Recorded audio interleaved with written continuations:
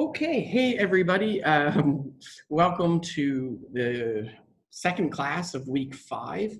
We're going to look today at a few things, nitrates, phosphates, and hopefully I can get into turbidity and dissolved solids.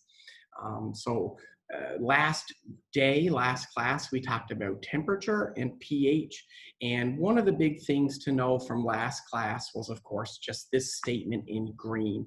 You don't need to worry about graphs. What I'm saying is on your quizzes, you won't have to graph anything, but you should know that as the pH of water as the temperature of water decreases, the pH would increase. And remember what that means for pH. That means it becomes more acidic. When I think of, sometimes my brain doesn't work right. When I think of when somebody tells me, when somebody tells me the pH decreases, this is what I mean. I kind of sometimes think it's less acidic, but remember, the lower we go in pH, the more acidic it is. So just remember, as temperature increases, water would become more acidic, the pH decreases. All right, cool. So these two sections, they're very much tied together, very linked to each other, section 2.6 and 2.5. This is what your lab is on, the one I filmed yesterday. It's about nitrates and phosphates. And actually, this is a lab we've never done before. I'm using a new section of the test kit because I've had to modify some things because I'm working from home. So what I'm going to cover today is directly linked to your lab that's due on Wednesday. So we're going to look at, why is nitrogen important in the water? Where do they come from? And then we'll talk about what do nitrate levels do to the water? And I mean, the answer is right here. High nitrate levels result in high biological oxygen demand and low dissolved oxygen. So it's a bad thing to have high nitrogen levels and nitrate levels, I should say. And then we'll look at some acceptable levels. And then phosphates are kind of the same thing. So nitrogen in general, guys, is like plant food. It's one of the requirements for plants to grow. Okay, so plants need sunlight, they need carbon dioxide, but nitrogen is another element found in soil that plants use for growth. What was I trying to say? Sorry, my brain.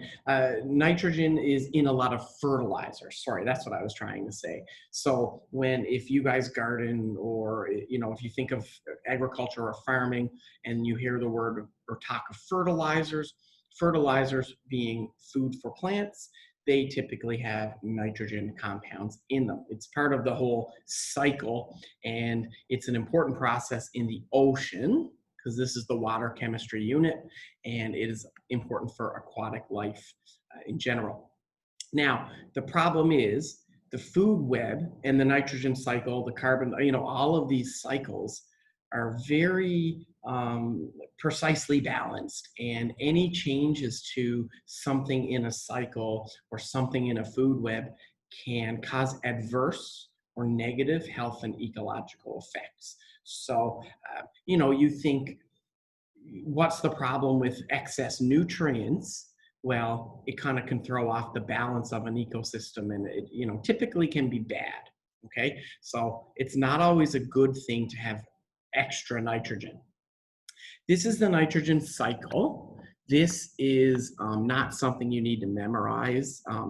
This is something you might have learned in biology in high school or maybe at the college, but this is kind of the general path of nitrogen in this cycle, and I'm talking about marine or aquatic cycles. So atmospheric nitrogen comes into the water, it gets fixed. We'll talk about the fixing of the water, of the nitrogen.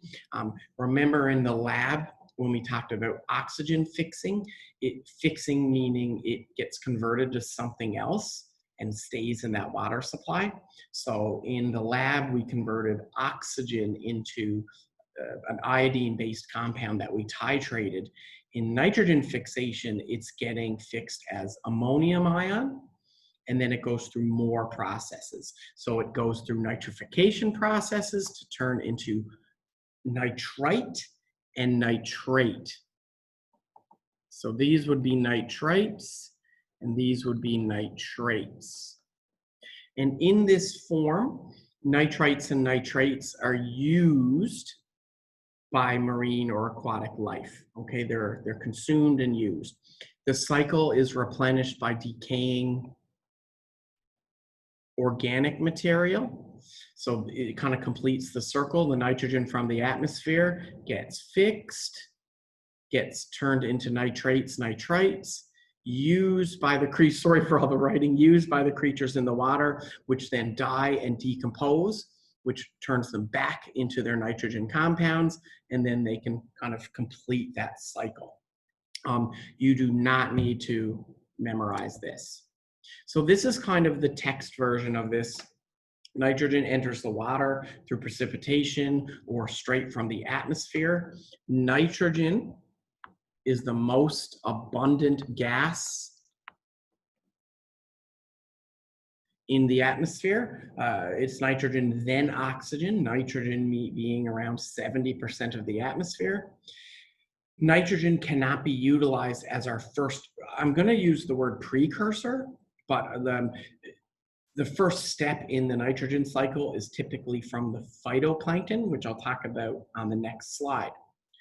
Phytoplankton cannot use nitrogen as it enters the system as N2, nitrogen gas. So what happens is the nitrogen is fixed, turned into a new chemical by something called, or primarily by something called cyanobacteria. Then the phytoplankton can use the nitrogen as it's fixed to kind of complete or do its part of the nitrogen cycle. So one of the outcomes was state the importance and explain how they're formed. The big thing from this is the phytoplankton's role. So the importance of phytoplankton, you might hear about phytoplankton. And again, this is less chemistry, more biology, but the phytoplankton's role is incredibly important for all other species.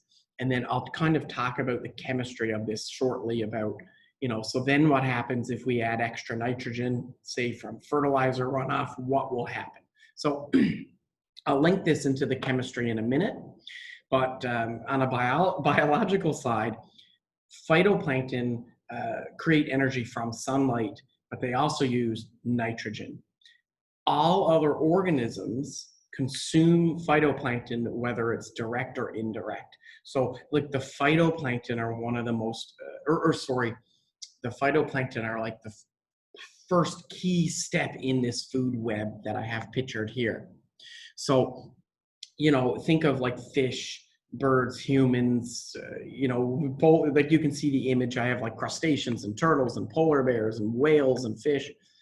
We can't eat sunlight. I mean, think of you as a human. The only thing from sunlight besides a tan we get is directly is, vitamin D and things like that. Indirectly though, we are taking energy from the sun from our food. But where does that come from? Well, for humans, typically this comes from eating plants and animals, or animals that have consumed plants. But all of these links go back to the sun. So somewhere in the food web, food web, I guess not chain, but web, there is a way that the sunlight has been converted for us to use. And in a marine or aquatic environment, that's through phytoplankton. So phytoplankton create energy from sunlight, and then from the phytoplankton, all of the creatures in the web get their energy from the sun. So it's kind of like a solar panel, a solar panel takes sunlight, converts it into electrical energy so you can turn on your TV, you can charge your phone, you can, your refrigerator will run. Well, the phytoplankton are like that solar panel. It converts the sunlight into energy that we can use by eating it. So how does nitrogen enter this cycle? Well, it's called nitrogen fixation. And nitrogen is N2 is converted into ammonium, and then through nitrification converted into nitrates or nitrites. Ammonia and urea are put into the cycle by excretion or waste from the plankton. So ammonia, the NH4, is our first step, and then it can further get nitrified, I don't know if that's a word, but turned into nitrates and nitrites, which other things use. If I'm going too fast, let me know. Anyways, it's I'm kind of trying to outline the most important parts here, which you can see typically highlighted in blue or green. So obviously phytoplankton are very important when you look at a healthy body of water. They're converting the sunlight into fixing the nitrogen into sources that we can use. So the phytoplankton, really important measure of water quality. Algae and cyanobacteria help to provide oxygen and food for the aquatic organisms. So all of these things, the phytoplankton, the algae, the cyanobacteria, and their use of nitrogen, all provide oxygen and food for fish and things in the water. Now, here's the thing. The more nutrients, so nitrates or ammonia, that are present in a body of water, the more algae and phytoplankton that will grow. And this might seem good, and I'm not really outlining why this is not good on this slide. You think about this, if I just told you the more nutrients that are present in a body of water, the more algae and phytoplankton will grow, you'd think, good, that's great. But the problem with this is, if you give the water lots of nutrients and you have algae, for example, growing very rapidly, they call this algal bloom, which you might have heard about in a course before. I also noticed, I have a few friends that are from England and they call it algae. In North America, we call it algae. So if you're confused, algae, same thing. But when this grows, it's not necessarily a good thing, because as the algae and plant life grow, they also die. And when they die, they start to decompose, which the decomposition of the dead algae uses oxygen. So you might be thinking, a lot of algae, wouldn't that be great? It's, algae, they're plants, they're going to convert sunlight and CO2 into oxygen, more fish, that's great, everything's great. But the algae, when it explodes from a nitrate or ammonia excess, they begin to die. They can't all live. So as the algae dies, sinks to the bottom, they get decomposed by different forms of bacteria. That consumes more oxygen, and we call this eutrophication. An increase in nutrient concentration is called eutrophication, and this is bad. The decaying algae and the dying of algae and phytoplankton consumes so much oxygen, the lake or river or stream, and typically a lake, becomes low in dissolved oxygen and very high in the demand for oxygen. So this is bad, okay, not a good thing. As a key component, and if you imbalance phytoplankton levels, you have crazy problems. And I just said this, so this is really important, wink, wink. Oops, my eye went a little weird there. Sorry, there we go, little wink face. If too many nutrients are available, it can trigger an algal bloom. Algal bloom is an explosion of algae growth. So the algae grows rapidly. This creates an incredibly high BOD, or biological oxygen demand. And again, It's because as the algae grow, there's more dead organic material. The algae grow, but some algae die, and then some more grow, and then some more die. And the decomposition of this requires oxygen. So the decomposition takes all of the oxygen. Other aquatic life can't get it. Massive levels of phytoplankton respiration and decomposition reduce dissolved oxygen. So these 2 points, very, very important, wink, wink, wink, to know for an upcoming quiz. This would be on the quiz I'm going to upload today. So the quiz today would include from dissolved oxygen to phosphates, which is the next topic. So while nitrate does occur naturally in groundwater, all of this is naturally in the system.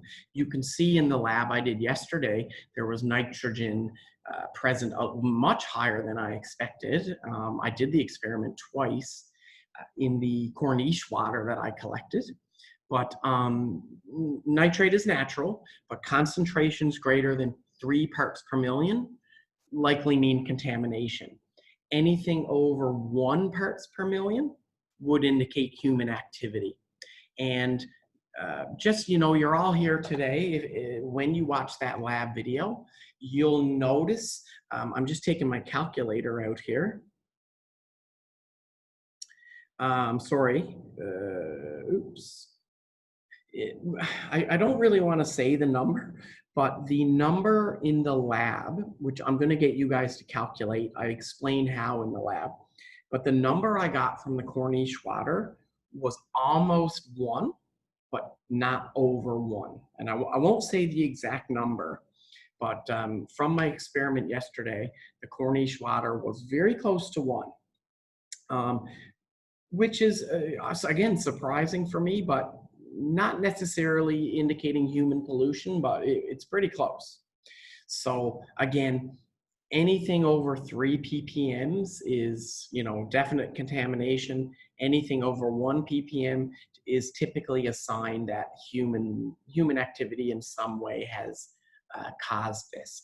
Could be from agriculture or farm runoff, human waste and sewage. You know, there's a few factors here that humans can contribute. The EPA, so this would be the American Environmental Protection Agency. This is a number that we, or a group, an organization we've talked about before. Their maximum contamination level is 10 parts per million. Like, that's the most. Anything over that, there's serious problems. And the reason is higher than 10 parts per million, it can actually cause in humans something called blue baby syndrome. Now, this is not in your course outline or anything like that, but if you are interested, you can read more there. And this is not in the environmental chemistry course, but you know, it is important to know that you introduce nitrogen to the water and contaminate it. It's not just bad for the fish and other aquatic life in there, it can affect humans as well. And this can be from ingesting the fish or ingesting, eating, drinking the water, right? So it's not just affecting small sea aquatic creatures, it can also affect humans. All right, so that's kind of it for nitrogens, nitrates. Everything I kind of mentioned there, the things I've underlined or circled, they would be things you would need to know or need to use in your lab or course quizzes. All right, cool. So I'm going to move into the next section. It's very, very similar to nitrates, because nitrates and phosphates are, again, nutrients for food, for plants. And I think I'll introduce or get a little bit into the next section after phosphates, and that will be it today. I'm not trying to go too fast. It's just I've been looking at my videos, and I think I'm spending a little bit more time than I need talking about things. So if I'm going too fast, let me know. All right, so phosphates, this will only take us a couple of minutes to do. The outcomes are pretty much the same as nitrates. Where do they come from? What are they, what form of phosphorus is found in water? What's the biological purpose? What are the acceptable levels? And then, of course, what does it do to biological oxygen demand, and dissolved oxygen. When you're going through your notes or listening to me in class, the big thing you want to take from all of this is you want to make sure that every water quality parameter I talk about, in the back of your mind, you want to link this to dissolved oxygen. So whether it's temperature, pH, nitrates, phosphates, turbidity, which is the cloudiness, all of these water quality parameters, I am purposefully linking to dissolved oxygen. So just keep that in mind as you're kind of going through your notes. So phosphorus, just like nitrogen, is a common part, ingredient, whatever you want to say, of fertilizers, manure, and organic waste in sewage. So phosphorus, just like nitrogen, is typically found in things from human-related waste, which is not a good thing. It's essential for plant life, just like nitrogen. But again, when there's too much nitrogen, like phosphorus or phosphates, sorry, I should have said when there's too much phosphates, like nitrates, it can cause eutrophication. And again, this is when the, a growth in nutrients cause a decrease in dissolved oxygen because, something like algae explodes, their growth blooms, and the dissolved oxygen drops. Eutrophication is when nutrients are in excess and we're losing dissolved oxygen. So phosphorus in nature, so again, the element phosphorus is P. Sometimes you find it naturally as P4, the phosphorus molecular element, I guess we'll call it. But in nature, it's typically found as the phosphate ion. Like nitrogen, N2 in water systems is typically found as nitrites or nitrates. Phosphorus is typically found as phosphates. All of these ions are typically fixed or created through a chemical process. Now, you don't have to memorize any chemical processes or formulas here. But just like nitrogen, and this is why I did the lab together, nitrogen and phosphorus, like when you watch the video, the test kit is just one kit. They're so closely related because they're the same kind of thing. They're food, and too much nitrogen or too much phosphorus in the water can cause algae to grow faster than the ecosystem can handle. So this can cause algae bloom and eutrophication.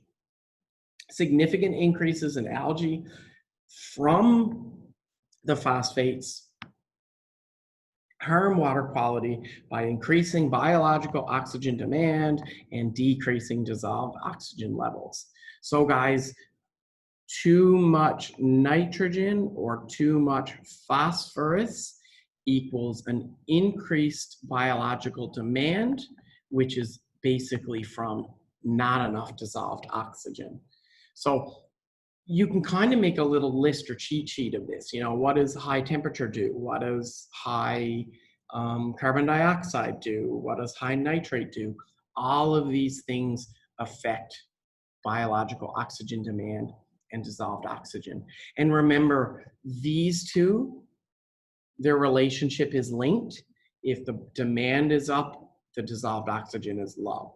If there's too much dissolved oxygen, the demand would be low. They're an inverse relationship. I'm almost on phosphates. I mean, that's it. There's no phosphate cycle I need to talk about. Not saying there isn't one, but it's not as, I guess, important or well known as the nitrate one. Phosphates, the criteria from the EPA that I found, and look at these levels. And this is actually really interesting when you consider my results from the lab. Okay, I'll talk about my results in a second. The EPA says no more than 0.1 ppm for streams, no more than 0.05 ppm for streams discharging in the reservoir. So sorry, let me backtrack here. 0.1 ppm for streams that do not empty into other water sources or reservoirs. half of that for streams that do empty into water supplies like reservoirs, and even less, another half of that for reservoirs in general. Reservoir sounds like a French word. It probably is like a large body of water, like a holding body of water. So a stream is obviously moving water. A reservoir would be where the stream ends up, like a large pond, or even, I guess, a large or small lake would be counted as a reservoir. A lot of reservoirs in the US and Canada, and probably around most of the world that, besides the desert, are used for drinking water. So where I'm from, we don't desalinate water because there's so much fresh water, we can just drink it almost directly. It's filtered and treated for things like biological pathogens. Giardia is one of the big ones that I know about. But yeah, in not the desert, a lot of places in the world would drink water from a reservoir, a lake, freshwater lake or pond. Well, I guess a lake. Anyways, so yeah, if any of you, have left Doha on your travels, or you're maybe from somewhere else, I know that's a big or common thing with students. Most countries would use drinking water from reservoirs, which is, this is why this course or this chapter is so important.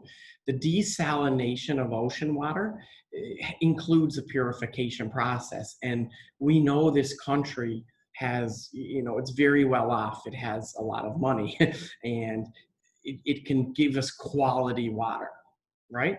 But think of other countries, smaller countries, even small cities in other countries that might not have the equipment or money or ability to purify, desalinate, or purify their water. So they're drinking water directly from a freshwater source like a lake. These are very important issues for people drinking fresh water. It's something we don't really think about a lot in Doha, but you see in Canada, the Philippines, China, India, wherever, people drinking fresh water. This is very, very important. Okay, so I'm going to do carbon dioxide, and that will only take a few minutes. It's only been 40 minutes or less for this, and I think I'd like to just kind of get into turbidity and finish. So I'll do carbon dioxide, introduce turbidity to you guys, and that'll be it for today. There's not much time left, but I think we're doing okay for time. All right, so we'll do CO2, I'll get into turbidity, and that's it. As of right now, you have everything you need to do the next lab. So CO2, we're going to look at how it's found in water. We've already kind of talked about this. This is why this section's so quick. We've talked about CO2 when we did pH. We'll talk about how carbon dioxide affects marine life. Again, we've already talked about this. Relationship between carbon dioxide and DO, and then the acceptable levels. So guys, you're kind of seeing a theme here. Where does it come from? How does it affect water quality? What does it do to dissolved oxygen? And what are acceptable levels? So you're seeing the same theme over and over. So just like nitrogen, carbon dioxide enters the oceans or water supplies mainly through the dissolution, the absorption of atmospheric CO2 into the water. It's fixed into the water because it's converted into carbonate. So you see a theme here: nitrogen converted into nitrates, nitrites, phosphorus converted into phosphates, carbon converted into carbonates. All of these are converted into these polyatomic ions that are then used in other parts of the cycle. The carbon cycle is something you might have studied before. It can also enter oceans through rivers as dissolved organic carbon. So organic carbon typically coming from photosynthesis or into the food chain by decaying carbon matter.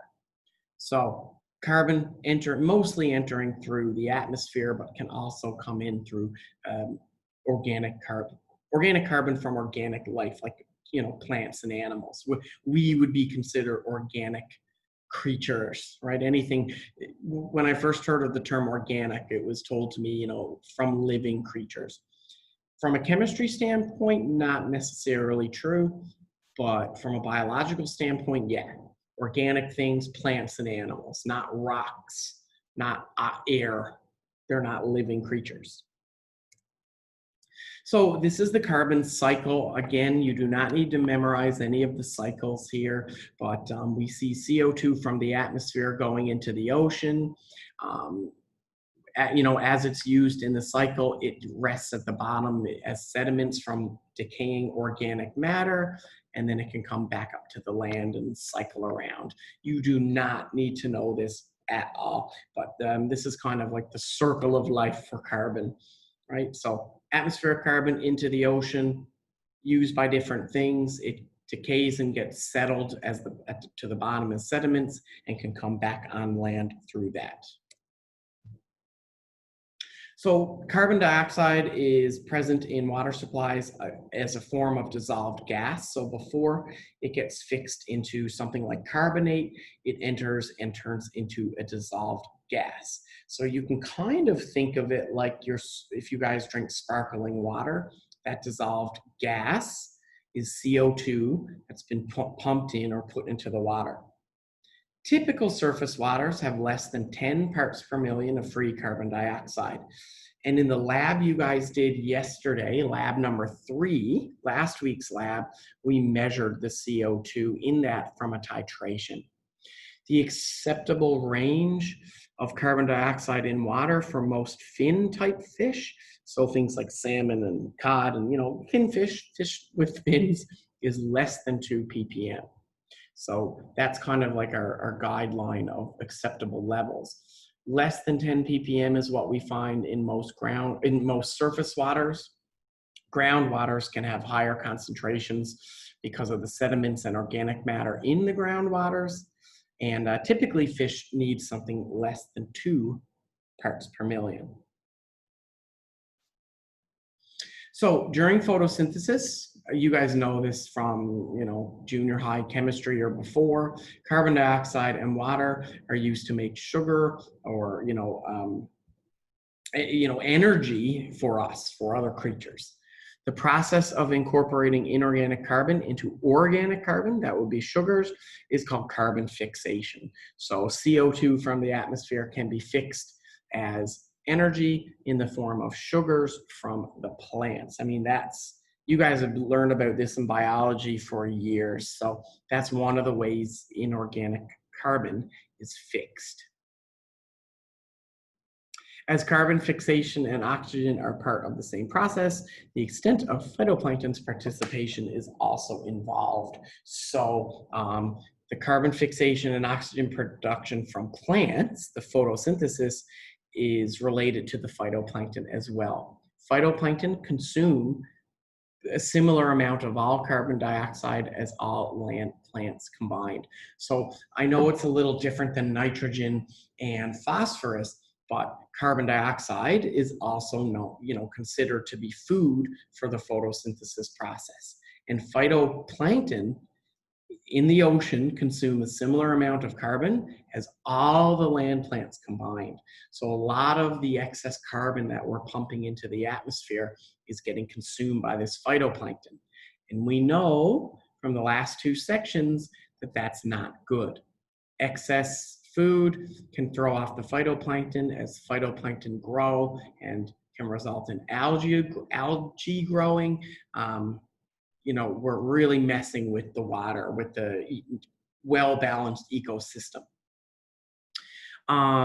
Dissolved oxygen, of course, is also a waste product of photosynthesis from the phytoplankton, algae, seaweed, and other plants. So think of like photosynthesis like a recipe. The ingredients you need for photosynthesis are light and carbon dioxide. What you get out of the recipe is sugars, converted carbon energy, and oxygen. So if you are providing enough carbon dioxide in the water for plants, you can increase the amount of oxygen. Most of the photosynthesis is on the surface, so it's in shallow water. Photosynthesis isn't happening deep down in the ocean where the sunlight can't reach. So most of this stuff I'm talking about, the photosynthesis, is on the top part of a lake. A large portion of it does take place or happen under the water, subsurface, but it's still, near the surface. Under the water, it would be things like seaweed, algae, and phytoplankton. These are things like phytoplankton, for example, aren't growing above the surface of the water like some plants. So aquatic photosynthesis is definitely light dependent. So when you measure dissolved oxygen levels, they typically peak during the daytime. And this is from a graph. I don't know if I have the graph here. No. This is from a graph back in, I think it's section 2.1 or 2.2. There is a graph of this. I don't want to go back because it's like 50 slides back or something. But typically when you're measuring dissolved oxygen in a water sample, it's higher in the day than it is at night. And this is one of the reasons why we collect water so specifically. We fill the water bottle right to the top, and why we try to fix the dissolved oxygen in the water supply so quickly, because in the daytime and nighttime they have different levels. So when you're testing a water sample for dissolved oxygen, you want to capture that dissolved oxygen as it is when you collect the sample. And that could be different at 11 a.m. than it is at 5 p.m. or 10 p.m. So when I told you a few chapters ago or a few sections ago about properly collecting a water sample and then fixing that oxygen through chemical reactions, this is one of the reasons why. Again, the DO at dissolved oxygen right now at 1 p.m. would probably not be the same as 1 a.m. The other big thing about carbon dioxide, besides the fact that it's, food for the photosynthesis process, is it does affect pH, which we did in the pH section. So we talked about this in great extent earlier. Carbon dioxide is the most common cause of acidity in water. When you put CO2 in water, you're getting hydrogen carbonate, which is an acidic compound. So the level of photosynthesis, respiration, and decomposition all contribute to the pH of water because they're related to CO2. So it's, again, this giant relationship. The CO2 in the atmosphere, how much CO2 is getting used in photosynthesis, but how much CO2 is being put out from respiration. It's all related in this giant cycle that ties into the pH of the water. And I did talk about this earlier. As the pH gets lower, it can stress and kill fish. And we know one of the big things about pH is what it does to the coral reef system. So delicate. These coral reef systems are carbonates themselves, and they're susceptible to acidic conditions. So, carbon dioxide is an excess of it. There's a common myth or a talking point you hear from people who, and I'm not going to get into politics or anything, but something I hear from people who are like, well, the CO2, this whole climate change thing and the CO2 we're putting into the atmosphere, that's not an issue because it's just plant food. There's so many more factors to that. One thing is the concept you guys learned in 1200 or 1210, 1201 is this concept of limiting reagents. We're pumping all this CO2 into the atmosphere, but the plants can't eat all of it and just grow magically and convert it all into oxygen because there's so many limiting other factors. You could have in your kitchen right now 1,000 kilograms of flour, but if you only have a dozen eggs, you can't make infinite cookies, right? There's always a limiting reagent to a chemical reaction. So when you hear people say, well, all the carbon dioxide that humans put into the atmosphere, it doesn't matter, it's just more food for plants. Well, plants need other things like water, nitrogen, phosphorus. If those elements run out first, the carbon dioxide doesn't matter. So then you think, well, all this extra carbon, what does it do? It's dissolved into the oceans and it makes them more acidic. That's not good, as we talked about earlier, for fish and for things like reef systems. So, you know, again, not politics aside, climate change aside, when somebody tells you something about, you know, carbon dioxide or a certain chemical, I want you guys, you know, one thing to take from this college is always think about it. When somebody says this chemical is in your food, it's bad. Is it bad? You hear about anti-vaccination people talking about mercury, but it's not pure mercury. It's oxygenated mercury used in another compound. So is it the same as regular mercury? You know, there's so many things, you guys, when I'm talking about chemistry, I want you to think about. You know, carbon dioxide being plant food, that's good. Well, there's so many other things that we need to think about. Vaccinations being bad because of mercury. There's so many things we have to think about. I'm going to get into the last topic, but there's always one thing I tell people who are afraid of chemicals in the food or in your vaccines or in your water or whatever. Just remember that water is H2O and hydrogen peroxide is H2O2. And hydrogen peroxide is complete poison, right? It will kill you if you drink it. So when you think of that, one atom, one elemental oxygen bound to an H2O turns it into poison. So when somebody says a chemical is bad because it's similar to this chemical, just think about it. One difference in an atom can mean it's going to give you life like water or kill you like hydrogen peroxide. Anyways, sorry. I just kind of, it's something that's important to me as a science enthusiast and chemistry instructor. You know, on Facebook, you hear a lot of things about chemicals being bad, and it's not always true, guys. Anyways, sorry. If you guys want to hear more about that, you can talk to me another time. I should stay on topic. So guys, it's been about 50 minutes, and I know this is a double class, but there's only so much we can do in one day. So that's a good cutoff for your next kind of quiz. And I will kind of stop teaching soon. I just want to introduce this next part. So next week, we can kind of get deep into this. And we're almost done chapter 2. There's only a few topics left. So if you guys just give me a couple more minutes, I know this is a lot to take in. And it's pretty boring stuff. There's no practice problems or anything like that. But just give me a few more minutes. I'll introduce turbidity and that's it. But if you're thinking about your quiz that I'm going to put up today, this wouldn't be on it. This would be in the next and final quiz. All right. So last part of today.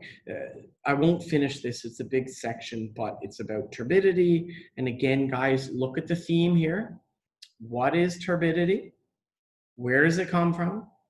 What does it relate, or how does it relate to dissolved oxygen? And what are acceptable amounts? The theme is the same. What is it? Where does it come from? What does it do to dissolved oxygen? What are acceptable levels? So just let me get to maybe these factors that influence turbidity, and that'll be it for today, okay? So turbidity, and again, I'll talk a lot more about this on Tuesday. Turbidity is a word I honestly never really heard before until I started learning and teaching about environmental chemistry. So there's a chance you guys might never have or haven't have heard of this term as well. Turbidity is an optical, visual, kind of think of like, it's related to light. Okay, determination of water clarity. Now, when you think of how your eyes work and how light works, how optics work, it is directly related to light and the passage of light. If you can't see through something, light cannot pass through it. The reason you wear sunglasses is because the sunglasses filter some of the light, or, you know, specific, well, not specifically, but important for us is the UV lights for your eyes gets filtered. So optics is directly related to the passage of light. So turbidity or turbid water is cloudy water. Something that's cloudy would not let light pass through it. And I want you to think about looking through water, like imagine a glass of water or an aquarium, or, you know, a large clear container of water. If in front of you, you had a clear container of pure water, you could see the fish inside of it, you could see through it, and you could see what's on the other side. So if you look through a glass of water or an aquarium, you can see what's on the other side. Imagine now that same aquarium filled with dirty water, or something like coffee, or something like even milk. These compounds, very similar to colloids. Oh, that's in another course. I'm thinking of my hydrocarbon. But these compounds, you can't see through them because the particles in that solution block the passage of light. So guys, again, anything that you cannot see through is blocking the light. You can't see through a table because it doesn't let light pass through it. So turbid water is cloudy, murky, dirty water. And this is from the suspended solids in that water. And the reason I really wanted to introduce this today, guys, is because the lab I put online yesterday is linked to this. Now, you guys can do the lab tonight, tomorrow, Sunday without having class on Tuesday. But if you're confused with any of the questions, or if you're confused with any of the you know, things in the lab, you can read the notes or check it out online. Sorry, I just kind of got confused there. I didn't turn my waiting room off. I hope everybody was allowed in. Anyways, sorry. So just to finish this off today, turbidity measurements are used to measure or study water quality, and it's basically based on how clear the water is. It's directly related to the total suspended solids in that water. So guys, again, muddy, cloudy, sandy water is turbid. When you jump into water on the beach and it gets cloudy, you have caused it to become turbid. It typically will settle after time, but we'll talk about that on Tuesday. Okay, 3 slides and I'm done. The turbidity of water is obviously measured by the amount of light particles that get through, or more specifically, I guess, the light particles that do not. They can be scattered or blocked by solids in that water. So turbidity and the suspended solids section, that's the next section, they're related. And we'll talk a little bit more about that next week. So turbidity can come from suspended sediment like silt or clay, inorganic materials, again, like rock, silt, clay, even like floating plastics or microplastics, or it could be organic material like algae, plankton, even human sewage. I won't get into details there, but anything that blocks light would cause turbidity. In addition to suspended solids, turbidity can include colored dissolved organic material or fluorescent dissolved organic material. And we'll talk about this a little later, but this is something that happens from industrial waste. Okay, things like dyes and colored materials, they can increase turbidity. So the last thing I'm going to say today, and this is just basically a heads up of what we're going to look at next Tuesday. This, guys, definite final exam question. Make sure you know this. Make sure you know this, star, star, star. The factors that would influence turbidity, there's 4 of them. And I'll get more into detail on this on Tuesday, but the idea is the flow of the water, pollution in the water, is the land being used for something, and then resuspension.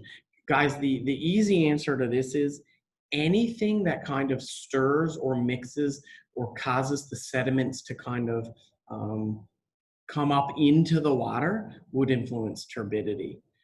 Typically, it can be man-made or human-made, but it can also be very natural. So that's it for me today. No problem. I just had a student write me about their network issues. No problem. If any of you have problems with your network, you're missing parts of the class, remember this is always put up on YouTube after the class. And you can find the link to my YouTube on the news page on D2L.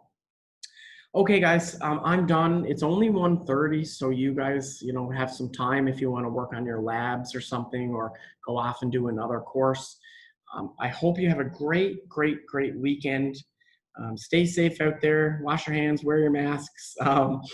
And I'll see you guys next week on Tuesday. Remember, there's no lab on that Sunday section. You can use that 3-hour block to work on your current lab that I've put online. So I'm going to stop recording. If anyone has any questions, let me know. Other than that, have a great and fantastic and safe weekend.